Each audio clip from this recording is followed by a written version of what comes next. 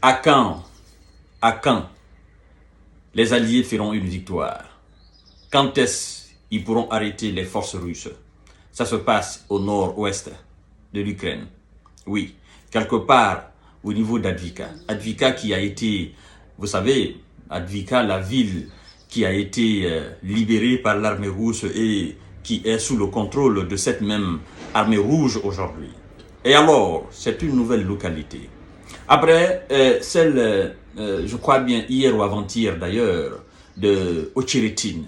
Ocheretine, vous avez vu les médias occidentaux faire de la propagande autour. Oh non, en fait, il y a eu de l'incompréhension, c'est la rotation qui n'a pas marché, la 47e brigade formée par les Américains, elle était épuisée parce qu'il y a une année, elle était là. C'est cette formation qui possédait les chars Abrams et les blindés américains.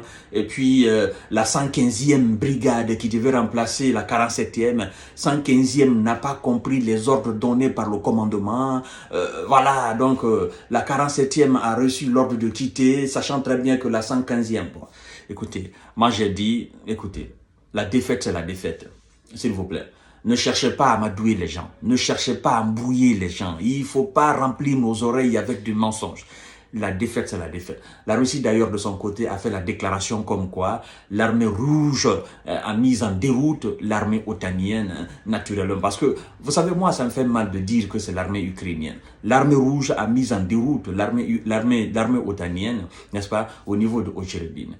Cette fois-ci, c'est une nouvelle localité encore capturée, libérée par l'armée rouge. Mesdames et messieurs, vous savez, moi, je vous ai dit que je ne vais pas vous donner de fausses informations. Non. Ça ne fait pas partie de mes prérogatives. Mon objectif, c'est de vous informer. Mon objectif, c'est de ramener la paix dans ce pays-là. Mon objectif est que les belligérants et les pseudo-co-belligérants, parce qu'en réalité, il n'y a pas de co-belligérants, ce sont des belligérants. Ils sont tous belligérants dans l'affaire-là.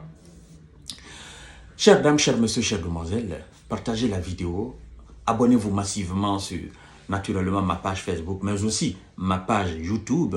Vous comprenez, parce que nous sommes sur les différentes plateformes. Nous sommes sur YouTube, nous sommes sur Facebook, nous sommes sur TikTok. Vous comprenez? Donc, abonnez-vous massivement sur ces pages-là. C'est très important. La Russie revendique la prise d'un nouveau village. Un nouveau village, mesdames et messieurs. La Russie a revendiqué dimanche la capture d'un nouveau village sur le front Est. Voilà, le front Est. Et la localité s'appelle Novobakhmutivka. Voilà, Novobakhmutivka. Dans un secteur où les forces de Moscou ont avancé rapidement au cours de la semaine écoulée. Vous comprenez? Face à une armée otanienne débordée, dépassée, désemparée et épuisée au fait. Manquant aussi de moyens. Qu'est-ce qu'on dit, mesdames et messieurs? C'est le ministère de la Défense russe qui nous passe cette information-là. C'est très important à le savoir, parce que cette information, elle est réelle. Le ministère, vous savez la différence entre le ministère de la Défense russe et le ministère de la Défense ukrainienne? Vous savez la différence? La différence est que, au niveau du ministère de la Défense russe, elle donne des informations, non pas pour que l'Ukraine conteste, non. Elle donne les informations parce qu'elle sait que de l'autre côté, il y a quelqu'un qui s'appelle les États-Unis d'Amérique. Et donc, les États-Unis d'Amérique ont la capacité, pour le ministère russe de la Défense, les États-Unis d'Amérique ont la capacité de démentir toute information qui serait fausse et qui viendrait de la part du ministère de la Défense russe. C'est pourquoi le ministère de la Défense russe, quand elle dit « nous avons avancé, nous avons capturé cette ville, nous avons capturé ce village, nous avons capturé cette localité, nous avons fait ceci », elle s'assure d'abord de la véracité. Elle regroupe d'abord de fond en comble toutes les informations. Elle les regroupe d'abord. Elle vérifie très bien la véracité. Vous comprenez? Et une fois qu'elle est sûre et certaine, n'est-ce pas, de l'exactitude des éléments sous la main, elle passe l'information. Et en ce moment, même si les visas vérifient, les visas si ils sont animés de bonne volonté, naturellement, ils vont corroborer ce que la Russie dit.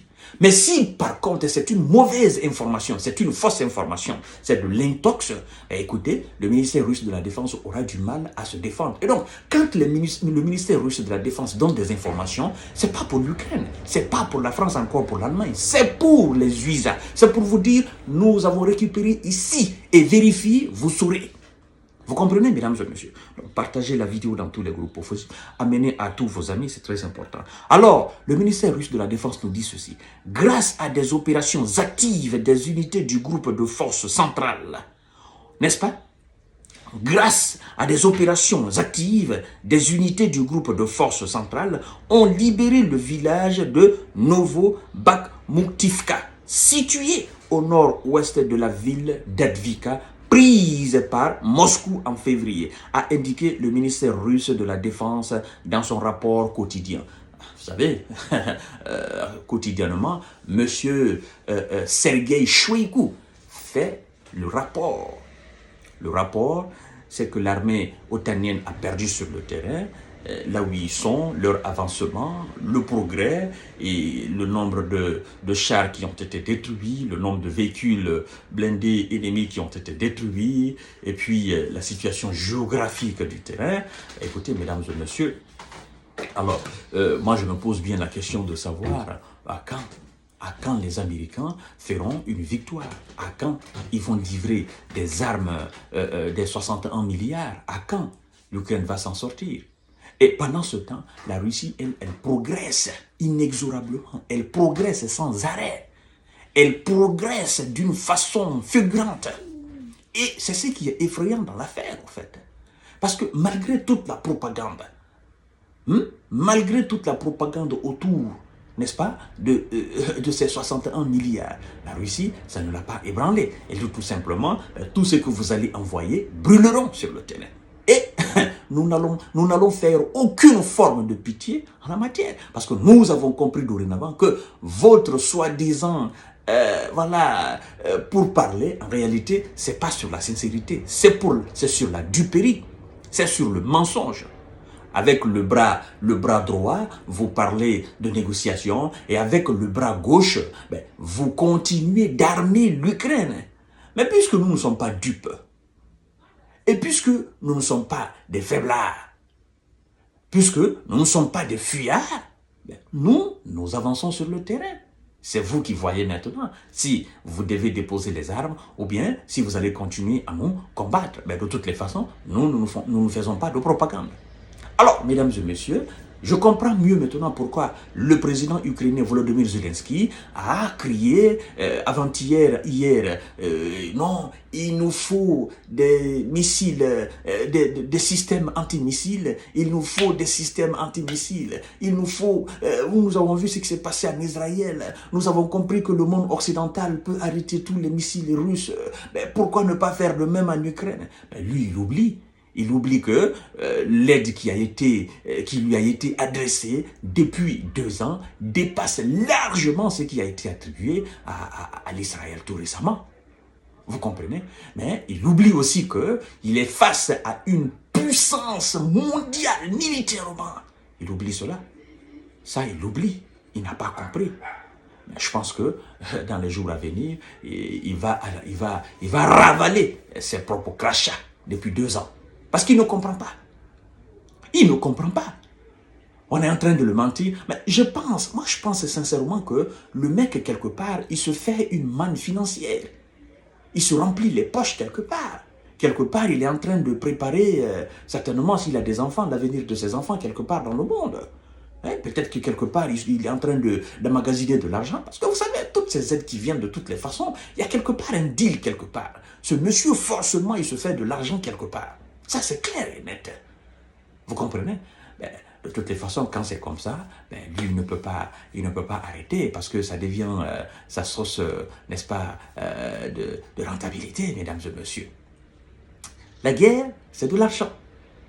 Ceux qui font la guerre, ils gagnent aussi de l'argent. Les Américains gagnent, M. Zelensky gagne, ses ministres gagnent, et puis voilà, qui est-ce qui perd? Ce sont les Européens dans tout ça. Alors, chers dames, chers messieurs, chères demoiselles, partagez la vidéo dans tous les groupes possibles. C'est encore une nouvelle victoire pour la Russie. À tout à l'heure pour notre série d'informations et de décortiquage. Abonnez-vous massivement sur mes plateformes d'information et de décortiquage. Merci.